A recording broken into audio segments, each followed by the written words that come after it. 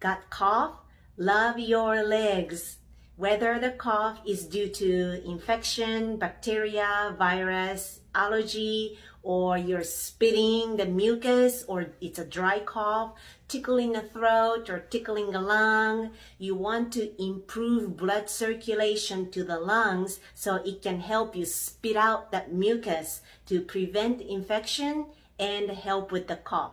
So what do I mean by love your legs? In your calf, you have two calf muscles. So love both muscles, love your leg, and when you find a tender spot, love even more. Okay, this massage will help increase the blood circulation to your lungs. So, love your legs to stop that cough and help get more oxygen to your lungs. Make sure you like this video and follow me for more helpful tips.